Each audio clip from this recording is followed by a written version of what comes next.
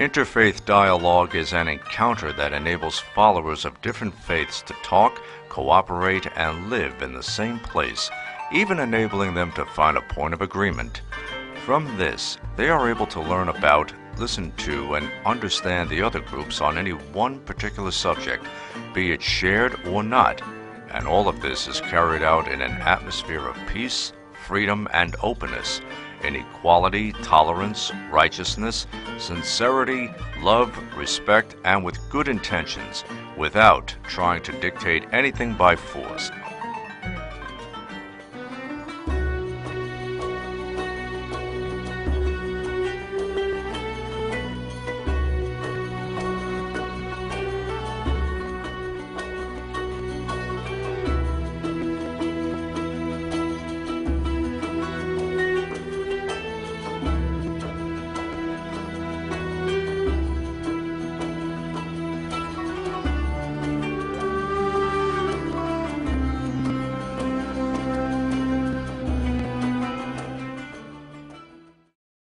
Our source of inspiration in interfaith dialogue is Fethullah Gulen. Before beginning our program, we would like to briefly introduce him.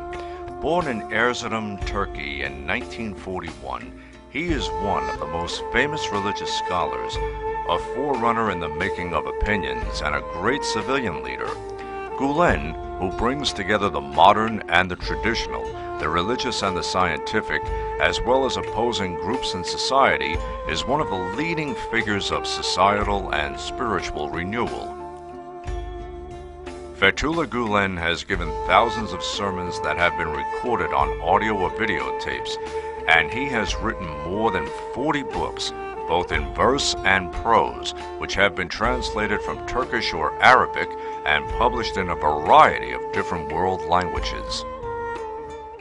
Projects which he has guided with the goal of raising younger generations that are loyal to their religious, national, and cultural values, as well as to universal values, have been put into practice and supported by educational project volunteers and are greatly appreciated by all.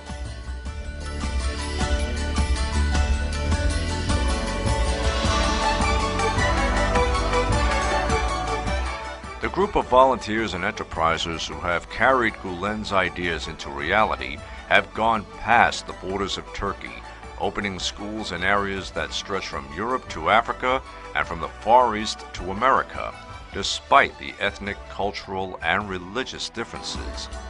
There are hundreds of primary, secondary, and high schools, as well as universities around the world. Within the movement of Education for Peace that he initiated, he played a role that allowed different cultures to intermingle, and he led interfaith dialogue in Turkey. The fact that he based these interfaith dialogue activities on the Quran and the Sunnah, the basic sources of Islam, allowed for these activities to be embraced by a wide mass of people.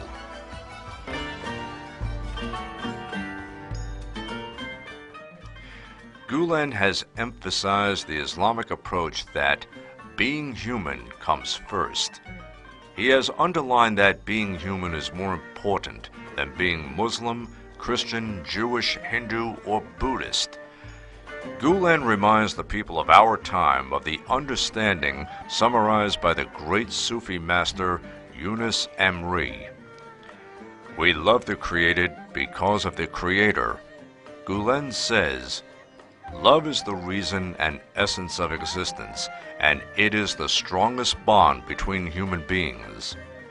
Refusing to approach people with love, even though every human being is a work of divine art, will be unpleasant to God and those who love God." Gulen reminds us that we have a common ground with Christians and Jews in terms of holding some shared sacred values like belief in God, the prophets, and the hereafter. The following words of Gulen clearly point out that people cannot be blamed for being Jewish, Christian, or Buddhist, or any other religion. In my opinion, historical events should be considered in their own historical context. Every event should be evaluated with respect to the relevant circumstances. Gulen rejects the totalistic logic that many Muslims hold concerning Jewish people, as the Quran makes neither a positive nor a negative generalization. Nevertheless, the following verses from the Quran are good examples of this. Not all of them are alike. Of the people of the book there is an upright party who recite God's revelations throughout the night while prostrating themselves. They believe in God and the last day.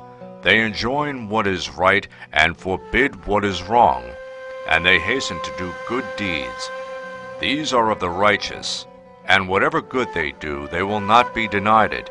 God knows well those who guard against evil.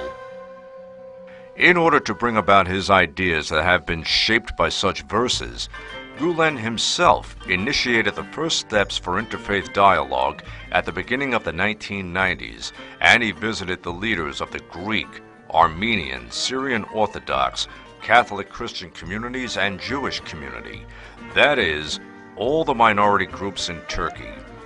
Gulen also met with Pope John Paul II on February 9, 1998, and he said, "As believing people, we should establish closer relations. We should cooperate against wars, common social conflicts, environmental pollution, hunger, ignorance, the increasing collapse and erosion of moral values, obscenity, racism, terrorism, and the violation of essential human rights."